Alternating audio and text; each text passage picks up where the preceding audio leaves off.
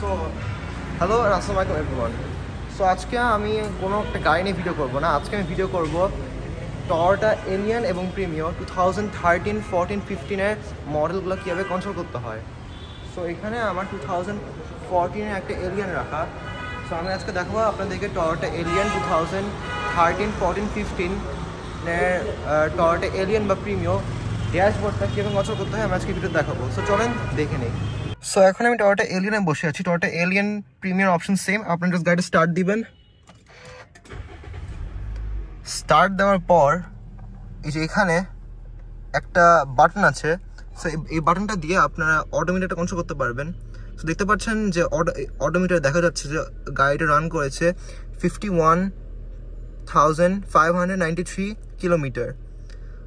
So এটা কীভাবে change করতে হয় হচ্ছে আপনার জাস্ট এই যে এখানে একটা বাটন আছে, এই বাটনটা টিপ দিয়ে একবার টিপ দেওয়ার পর দেখা যাচ্ছে ট্রিপ এ মানে হচ্ছে যখন আপনি একটা স্টেশনে আপনার গাড়ি ফুয়েল নিতে যাবেন, ফুয়েল নেওয়ার পর আপনি গাড়িটা কতখানি রান করে আবার কখন ফুয়েল নিয়েছে, সো এই দুইটা ফুয়েল নেওয়ার মাঝখানে গাড়িটা কত কিলোমিটার রান করেছে এটা দেখাবে ট্রিপ এতে।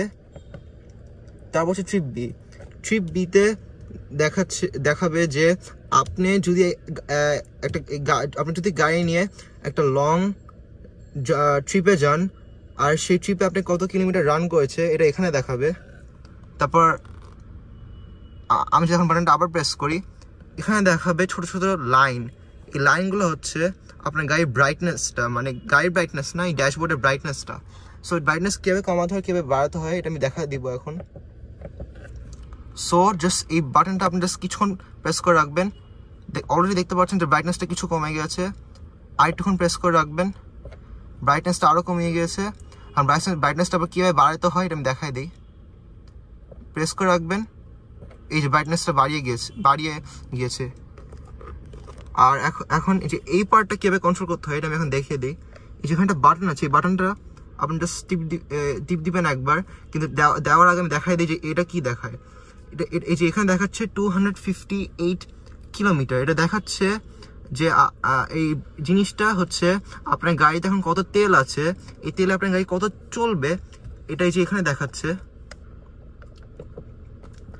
এটা হচ্ছে আপনার গাড়ির মাইলেজ, এই যে 10.0 কিলোমিটার পার লিটার, এটা হচ্ছে আপনার গাড়ির মাইলেজটা।